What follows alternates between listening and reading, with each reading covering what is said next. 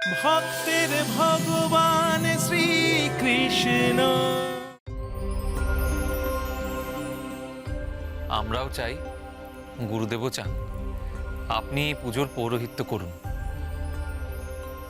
শাণ্ডিল্যমুনি থাকতে আমরা আবার কেন নন্দরাজ? আপনারা জ্ঞানী, শুধু তাই নয়, আপনাদের মন্ত্রোচ্চারণ শুনলে মন ভরে ওঠে আমাদের। আপনারা সকলে যখন চাইছেন তখন তাই হবে। আপনাদের থাকার সব বন্দোবস্ত কিন্তু আমি করেছি। আপনাদের কিছু প্রয়োজন হলে অবশ্যই আমাকে জানাবেন। তাহলে ওই কথাই রইল কিন্তু।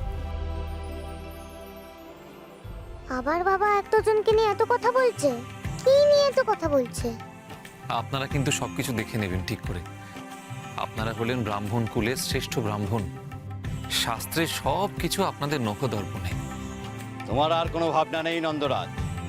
সব কাজ সুষ্ঠুভাবে সম্পন্ন করার জন্য যে দায়িত্ব আমাদের দিয়েছো, এবার তুমি নিশ্চিন্তে থাকতে পারো।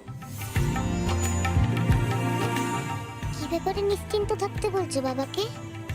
বাবা, ও বাবা, কি নিয়ে কদিন ধরে এত আলোচনা করছো তুমি? বৃন্দাবনে কত লোক আসছে, তোমার সাথে কি কথাবার্তা বলছে বাবা? এই বুঝি তোমার পুত্র নন্দরাজ?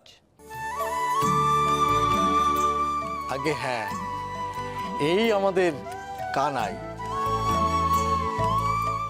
হ্যাঁ, ওর কথা এখন লোকের মুখে মুখে ফিরছে। প্রশ্নটা আমি নন্দরাজকে করেছি, তুমি উত্তর দিচ্ছ কেন?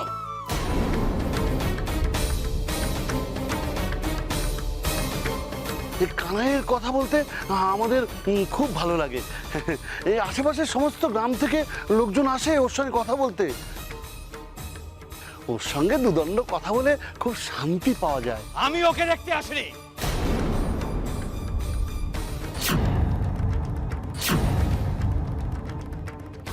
আমি এসেছি দেবরাজ ইন্দ্রের পুজোর কারণে। ও আচ্ছা, এবার বুঝলাম।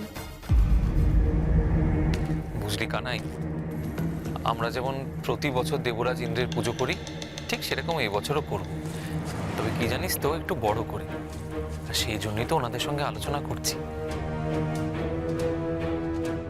যাতে কোনো ত্রুটি না থাকে। সে তো বুঝলাম, কিন্তু আমার একটা প্রশ্ন আছে। করব? করে ফেলো, করে ফেলো। প্রশ্ন মনে এলে চেপে রাখতে নেই, তাকে বের করে দিতে হয়, তাতে মনের শান্তি।